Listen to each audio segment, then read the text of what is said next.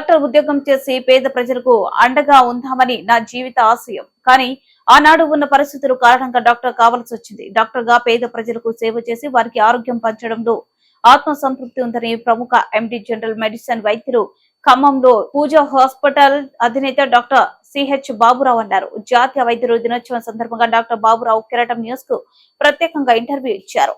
ఈ సందర్భంగా ఆయన మాట్లాడుతూ నిత్యం ప్రజలతో ఉంటూ పేద ప్రజలకు తక్కువ ధరకి అన్ని రకాల వైద్య సేవలు అందిస్తూ ఆత్మ సంతృప్తిని పొందుతున్నానని ఆయన అన్నారు. బాబురావు కిరాటం న్యూస్ కు ఇచ్చిన ప్రత్యేక ఇంటర్వ్యూ వివరాలు మీకోసం.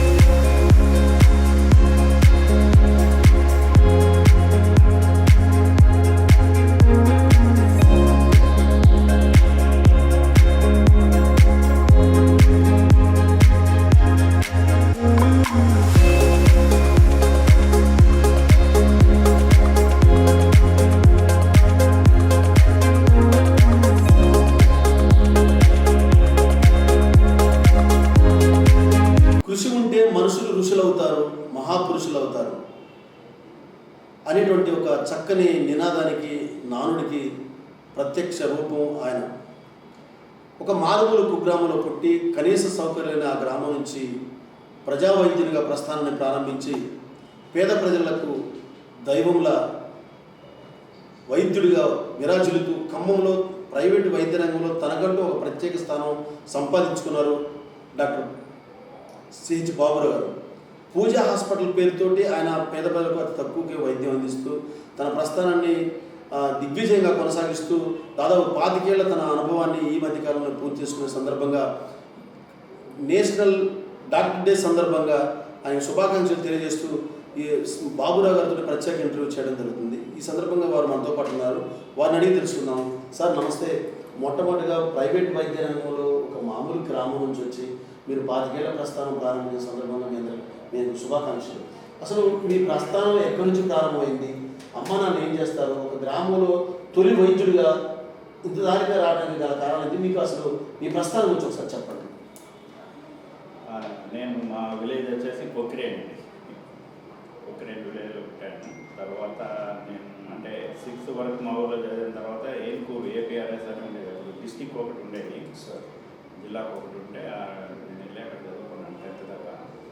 ఆ తర్వాత 10th అయిపోయిన తర్వాత ఇంటర్మీడియట్ వచ్చేసి విశాఖపట్నంలో చేశాను. అప్పుడు 2 స్టేట్స్ అంటే జాయింట్గా ఉంటాయి కదా, ఆంధ్ర తెలంగాణ. ఆ స్టేట్స్ అన్నింటికి కలిపి కూడా 2 స్టేట్లకు కలిపి కూడా 6 ఉండేది ఏపీఆర్ జేసీలని జూనియర్ కాలేజ్. అప్పుడు ఇంత ప్రైవేటైజేషన్ లేదు, కాలేజెస్ కానీ స్కూల్స్ కానీ. అక్కడ ఇంటర్ కంప్లీట్ చేసిన తర్వాత ఫస్ట్ అటెంప్ట్లో నాకు ఎంబీబీఎస్ రాలేదు. సో ఇక్కడికి వచ్చేసి లైక్ కోచింగ్ అంత మనీ ఉండేది కాదు, కానీ ఏదో వస్తాయి సార్ అని చెప్తుండేది. కోచింగ్ సెంటర్లకు వెళ్ళేది. అక్కడ కొన్ని రోజులు అక్కడక్కడ నేర్చుకుంటూ నేను లైక్ సెకండ్ అటెంప్ట్లో గాంధీ మెడికల్ కాలేజ్ హైదరాబాద్లో సీట్ సంపాదించుకున్నాను. అయిపోయిన తర్వాత నేను కాకతీయ మెడికల్ కాలేజ్ వరంగల్లో నేను కంప్లీషన్ చేశాను. ఇది ఎండి జనరల్ మెడిసిన్. మరి ఇప్పుడు నేను 25 years నుంచి ప్రాక్టీస్లో ఉన్నాను. కాకపోతే పూజా హాస్పిటల్ స్టార్ట్ చేసి 12 years. అంతకుముందు బయట వేరే దగ్గర గాంధీ హాస్పిటల్ ఇక్కడ చేశాను. మీరు డాక్టర్గా దాదాపు ఒక కొక్కిరేణి గ్రామం నుంచి మీరు మొట్టమొదటి వైద్యుడిగా గ్రామానికి మీకు ఆదర్శంగా నిలిచారు. మిమ్మల్ని చూసి కూడా చాలామంది యూత్ ఇప్పుడు డాక్టర్లుగా మిమ్మల్ని ఒక ఐకాన్గా చూసుకొని చాలామంది డాక్టర్ గారు. అసలు మీరు డాక్టర్గా కావాలని మీకు ఎందుకు అనిపించింది? మీ ఫ్యామిలీ బ్యాక్గ్రౌండ్ ఏంటి? అమ్మ నాన్న ఏం చేస్తారు? మీ గురించి కూడా చెప్పండి ఒకసారి. మేము అమ్మ నాన్న అంటే మాకు ఒక ఉండేది, వ్యవసాయం ఉండేది కానీ తక్కువ.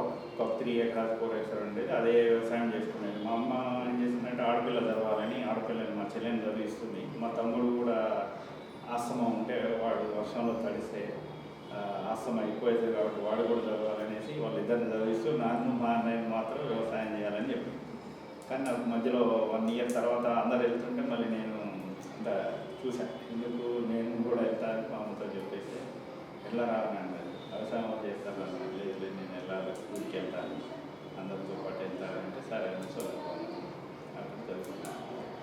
అందరిని చూసి నేను కూడా ఇన్స్పిరేషన్, అంటే స్కూల్కి వెళ్తున్న చోటు ఇన్స్పిరేషన్ కంటే ఒక ఏమంటారు, ఒక లైక్ ఎక్సైట్మెంట్ వచ్చేసి వెళ్ళిపోయాను. ఇప్పుడు అందరూ చూసి మీరు స్కూల్కి వెళ్ళారు, ఇప్పుడు మిమ్మల్ని చూసి చాలా మంది మీ ఊళ్ళో దాని గురించి మీకు ఏమనిపిస్తుంది? అయితే వన్ థింగ్ ఏంటంటే అందరూ చూసి నేను వెళ్ళాను, కానీ వాళ్ళందరికంటే నేను అడ్వాన్స్డ్గా, అంటే స్కూల్ అప్పుడు ఫస్ట్ మా మండలంలో ఫస్ట్ వచ్చాను, 5th దాంట్లో 7th క్లాస్లో. ఆ తర్వాత ఈ ఏపీఆర్ఎస్ ఉంటుంది అనేసి ఒక సార్ చెప్పడం, దానికి ఎంట్రన్స్ రాయటం, అక్కడికి వెళ్ళిన తర్వాత ఇక టర్న్ అయిపోయాను. ఇప్పుడు కాకపోతే వాళ్ళందరినీ ఎవరందరినైతే చూసి నేను స్కూల్కి వెళ్ళానో వాళ్ళందరూ బ్యాక్ అయిపోయారు. వాళ్ళందరూ 7th, 6th, 10th అట్లా మధ్యలోనే డ్రాప్ అవుట్స్ అయిపోయారు వాళ్ళంతా. తర్వాత మీరు వైద్యునిగా రావాలన్న ఆలోచనలో వాళ్ళు మీరు చేసిన ప్రతి వైద్య వృత్తిలో చదువులో కూడా మీరు చాలా రాణించారు, గోల్డ్ మెడల్ సాధించారు. మీ విద్యాభ్యాసం అంటే డాక్టర్ వృత్తికి సంబంధించి మీ మెడికల్ ఎక్కడెక్కడ జరిగింది చెప్పండి. యాక్చువల్గా నేను అంటే స్కూల్ వన్స్ మా విలేజ్ వదిలిపోయిన తర్వాత ఏపీఆర్ఎస్లో ఉండటం వల్ల ఒక విధంగా నా లైఫ్ చేంజ్ అనుకోవాలి. అప్పుడు ఓన్లీ 36 అంటే మొత్తం ఖమ్మం డిస్టిక్ అందరు కలిపి 36 మందిని మాత్రమే స్క్రీన్ చేసి తీసుకునేవాళ్ళు, చేసేవాళ్ళు. అక్కడ మేము ఒక కాంపిటేటివ్ స్పిరిట్స్ని డెవలప్ చేసుకున్నాం. యాక్చువల్గా నేను సివిల్ యాస్పిరెంట్ని, సివిల్స్ రాయాలి అనేది ఉండేది. నేను ఇంకో 5 ఫ్రెండ్స్ కలిసి అప్పుడులోనే, అంటే 10th, 9th, 8th ఆ టైంలో నుంచే స్టార్ట్ చేసినప్పుడు ఈ మెటీరియల్ కూడా ఉండేది, ఆన్లైన్ ఉండేది కాదు. ఓన్లీ సిఎస్ఆర్ కాంపిటేటివ్ సక్సెస్ అని ఒక బుక్ ఉండేది, దాన్ని చదువుతుండేవాళ్ళు. కానీ వన్స్ మళ్ళీ కొందరు సార్ అడ్వైజ్ ఏంటంటే 10th అయిన తర్వాత ఒకవేళ సివిల్స్ రాకపోతే నీకు అంటే లైక్ ఏది ఈ అంటే అప్పుడు ఉండే ఆర్ట్స్ గ్రూప్స్ ఏవైతే ఉన్నాయో అవి చేయటం వల్ల మీకు సివిల్స్ రాలేదనుకో ఏం చేయాలి, అప్పుడు వేరే సోర్స్ లేదు. కాకపోతే ఇప్పుడు బైపీసీ అయినా ఎంపీసీ అయినా ఈ రెండింటిలో ఏదైనా చేస్తే ఆల్టర్నేటివ్ దొరుకుతుంది లైక్ అని చెప్తే నేను అప్పుడు బైపీసీని సెలెక్ట్ చూసుకొని బైపీసీ చేశాను. కానీ వన్స్ ఎంబీబీఎస్కి అయిపోయింది, ఎంటర్ అయిన తర్వాత మళ్ళీ సివిల్స్ అనేది తగ్గిపోయింది. అంటే బాగా చదవాల్సి, అంటే దీనికంటే ఎక్కువ చదువులు ఏముండదు, కానీ రైటింగ్ నాది కొంచెం డ్రాప్ అయ్యింది. సో నాకు నేనే మళ్ళీ డిసైడ్ చేసుకున్నాను, ఈ రైటింగ్లో మనం సివిల్స్ రాయలేము, అంత ఫాస్ట్ ఉండాలి, క్లియర్గా ఉండాలి అనేసి మళ్ళీ నేను డ్రాప్ అయిపోయి ఎంబీబీఎస్లో మిగిలిపోయి ఎంబీ చేసేసాను. ఎక్కడెక్కడ సార్ మీ విద్యాభ్యాసం? నేను ఎంబీబీఎస్ గాంధీ హైదరాబాద్, తర్వాత ఎండి వచ్చేసి ఎంజిఎం వరంగల్, స్కూల్ కొత్తరేలో చదివాను. తర్వాత వచ్చేసి ఏపీఆర్ఎస్లో చదివాను, ఏడుపూరు. ఆ తర్వాత ఇంటర్మీడియట్ విశాఖపట్నం, చింతపల్లి అని ఒక ప్లేస్ ఉంటుంది, ఇంటర్ అక్కడ కంప్లీట్ చేశాను.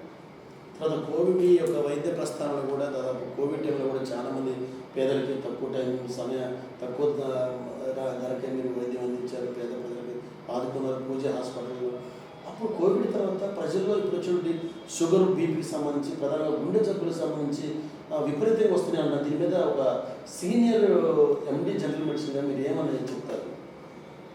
అవునా, అంటే ఈ పోస్ట్ కోవిడ్ తర్వాత కొందరికి హార్ట్ డిసీజెస్, షుగర్, కొన్ని స్కిన్ డిసీజెస్, మెంటల్గా సంబంధించిన డిసీజెస్ కొన్ని ఎక్కువైన మాట అయితే వాస్తవమే. అంతకుముందు జనరల్గా ఒక అబ్జర్వేషన్ ఉండేది ఈ మా మెడికల్ ఫెటర్నిటీలో, 60 years 70 దాటితే షుగర్ అటాక్ అయ్యేది కాదు. అంటే అది ఏజ్ ఇంక్రీజెస్ షుగర్ వచ్చే ప్రభావం ఏదైతే ఉందో అది తగ్గుతుండే. కానీ ఇప్పుడు కోవిడ్ తర్వాత 80 వచ్చిన వాళ్ళు 90 yearsలో కూడా షుగర్ అటాక్ అవుతుంది. హార్ట్ డిసీజెస్ ఎర్లీ ఏజ్లో, ఇప్పుడు ఏ రిస్క్ ఫ్యాక్టర్ లేకుండా షుగర్, బీపీ, స్మోకింగ్, ఆల్కహాల్ ఏం లేకుండా ఉన్న వాళ్ళకి కూడా 30, 28 ఏజెస్లో కూడా హార్ట్ అటాక్స్ వస్తున్నాయి. ఇవన్నీ కూడా కోవిడ్ వల్లనే అనేది చాలా క్లియర్గా అర్థమవుతుంది. అంతకుముందు ఇలా ఉండేది కాదు. ఓకే, నెక్స్ట్ వచ్చేసి లేడీస్లో హార్ట్ అటాక్ చాలా తక్కువ. కానీ మొన్న రీసెంట్గా కూడా ఒక 30 years ఫిమేల్, షుగర్ లేదు, బీపీ లేదు, ఏం లేదు, హార్ట్ అటాక్ స్టంట్ వేశారు అట్లా. సో ఇవన్నీ కూడా పోస్ట్ కోవిడ్లో చాలా షుగర్ కానీ, ఈ హార్ట్ అటాక్స్ కానీ, మెంటల్గా స్కిన్ డిసీజ్ కానీ ఎక్కువైనాయి. మీరు దీనికి సంబంధించి అంటే ఇప్పుడు అనూహ్యంగా దాడులు చేస్తున్నారు, హార్ట్ అటాక్ లాంటి బ్రెయిన్ స్ట్రోక్ లాంటి అనుకోకుండా పంజా విసురుతుంటాయి కూడా మీరు ఈ పేషెంట్స్ కానీ ప్రజలకు కానీ ఎలాంటి అవగాహన కల్పిస్తున్నారు ఈ జబ్బులకు సంబంధించి? ఇది ఏంటంటే లైఫ్ స్టైల్ కంపల్సరీ చేంజ్ కావాలండి. ఇప్పుడు వస్తున్న ఈ జంక్ ఫుడ్స్ ఎక్కువ ఉన్నాయి, కూల్ డ్రింక్స్, ఓకే, ఈ పిజ్జాలు, బర్గర్లు, ఇంకా ఐస్ క్రీమ్స్ బాగా వచ్చాయి. అంటే అది అంతా కమర్షియలైజేషన్ అయిపోయింది, కార్పొరేట్ వ్యవస్థలో ఉంది. అది ఎక్కడ ఇప్పుడు మన ఖమ్మంలో చూసుకోండి, ఎన్ని ఐస్ క్రీమ్ షాప్స్ వచ్చాయి, ఎన్ని ఫాస్ట్ ఫుడ్ సెంటర్స్ వచ్చాయి. సో యూత్ ఎస్పెషల్లీ చిన్న పిల్లలు, వాళ్ళకి తెలియదు కదా ఫుడ్ అంటే రేపు ఏం జరగబోతుందో వాటికి తెలియదు, ఈరోజు తిన్నాం అనేది తెలుస్తుంది. సో వాళ్ళు వాటికి అట్రాక్ట్ అయ్యి తినేసి ఒబిసిటీ, మార్బుడ్ ఒబిసిటీ అంటారు, ఫుల్ లావ్ అయిపోతారు, మెడ చుట్టూ ఇక్కడ నల్లగా అయిపోతుంది. అదన్నీ ఇండికేషన్ ఫర్ ఫ్యూచర్లో షుగర్ అటాక్ అవుతుంది. సో ఇవన్నీ అంటే ఈ కోవిడ్, పోస్ట్ కోవిడ్ కానీ రేపు అంటే మామూలు పబ్లిక్ కూడా లైఫ్ స్టైల్ చేంజ్ చేసుకుంటేనే వీటి నుంచి దాని షుగర్, బీపీ, ఒబిసిటీ వాటన్నిటి నుంచి బయటపడదు. ఇప్పుడు దీనికి సంబంధించి మీరు మన మన హాస్పిటల్, పూజ హాస్పిటల్కి సంబంధించి ఏమేమి సౌకర్యాలు ప్రస్తుతం రోగులు ఏమేమి? మా దగ్గర అంటే యాక్చువల్గా టు బి ఫ్రాంక్ ఏంటంటే నా దగ్గర ఎక్కువ నాకు విలేజ్ వాళ్ళు ఉంటారు, ఎక్కువ మాస్ వస్తుంటారు. మా దగ్గర ఆల్ కైండ్ ఆఫ్ సర్జరీస్ నడుస్తాయి. లాప్రోస్కోపిక్, ఓకే, లాప్రోస్కోపిక్ సర్జరీస్ ఉన్నాయి, ఆర్థో అంటే ఆర్థో కూడా ఉన్నాయి, న్యూరో కూడా అంటే సియామ్ లేకుండా చేసే సర్జరీస్ ఉన్నాయి. మా దగ్గర ఇప్పుడు ఈసీజీ ఉంది, ఎక్స్రే ఉంది, ల్యాబ్ ఉన్నది, సెల్ కౌంటర్ ఉన్నాయి, ఈసీజీ దాంట్లో అన్నీ ఆల్మోస్ట్ ఇక వెంటిలేటర్ ఒకటి ఉంది, సిప్యాప్ ఉంది, బైప్యాప్ ఉంది, HFNO1 ఉన్నాయి. ఇప్పుడు మీతో పాటు మీ పిల్లలు కూడా వైద్య వృత్తిలో ఉంచారా, లేకపోతే వాళ్ళు వేరే ఫీల్డ్లో ఉంచారా? ఎందుకంటే మీరు గతంలో కలెక్టర్ గారిని బాగా కోరుకునేది, ఆ వైపు ఏమైనా వాళ్ళు మళ్ళించారా? లేదు, మా పిల్లలు కూడా ఇదే ఫీల్డ్లో ఉన్నారు, మెడికల్ ఫీల్డ్లోనే ఉన్నారు. ముగ్గురు ఆడపిల్లలు, వాళ్ళు ముగ్గురు రీసెంట్లీ MBBS కంప్లీటెడ్. నెక్స్ట్ జూన్లో they are going to appear for PG entrance. Collector అయితే మీరు ఒకవేళ మీకు ఉన్నటువంటి నాలెడ్జ్కి వాస్తవంగా మీరు చిన్నప్పటి నుంచి కూడా అన్ని ర్యాంక్స్ ఉన్నాయి, మీరు టాపర్గా ఉన్న జిల్లా మండల స్థాయిలో. అయితే ఈ స్థాయిలో మీరు ఒకవేళ IASగా పోయినట్టయితే మీకు ఇంత ఆత్మసంతృప్తి ఉండేదా? ఇంతమంది పేద ప్రజలకి మీరు మీ చుట్టూ దాదాపు విలేజ్ వాతావరణం ఉంటుంది, వస్తే అట్లా ఉంటుందా మీకు? సంతృప్తి ఉందా మీకు ఇప్పుడు? కొంత వరకు అంటే ఇందులో కూడా కొంత సాటిస్ఫాక్షన్ ఉంది ఈ ఫీల్డ్లో నాకు. ఎందుకంటే విలేజ్ వాళ్ళకి, పూర్ పీపుల్కే నేను సర్వీస్ చేస్తున్నాను. ఇక వాళ్ళు అంటే ఇప్పుడు బిల్స్ దగ్గర కానీ లేక ఎనీథింగ్ వాళ్ళ ఫ్లెక్సిబుల్గా ఉంటారు, సాటిస్ఫాక్షన్ ఉంది. కాబట్టి ఒక లక్ష్యం కోసం డాక్టర్ కావాలన్న ఒక తపన అనూహ్యంగా అనుకోకుండా తను చదువు కోసం వెళ్ళి, ఎవరైతే గ్రామంలో తను సొంతంగా స్కూల్కి వెళ్ళని తలంపుతో వెళ్ళారో, ఇప్పుడు ఆయనే ఆ గ్రామానికి ఒక ఐకాన్గా, ఒక మోడల్గా, ఆ గ్రామానికి ఆదర్శంగా నిలిచి కలెక్టర్ కావాలన్న ఆశల్ని అనివార్యంగా కొన్ని కారణాలతో తను మార్చుకొని డాక్టర్ వృత్తిలోకి వచ్చి రావడంతో పాటు ప్రజా వైద్యునిగా ఉంటూ పేద ప్రజలకు వైద్యం అందిస్తూ వాళ్ళందరినీ కూడా తన కన్నబిడ్డల, కుటుంబ సభ్యుల చూసుకుంటూ వారందరినీ కాపాడుకుంటూ వస్తున్న పూజ హాస్పిటల్ అధినేత బాబురావు గారు తన యొక్క ఆత్మసంతృప్తి, ఖచ్చితంగా నా వైద్యంలో నేను వెతుక్కుంటూ నా ప్రస్థానాన్ని కొనసాగిస్తున్నానని చెప్పి కెరటం న్యూస్కు తెలియజేస్తున్నారు. Video journalist మెట్టి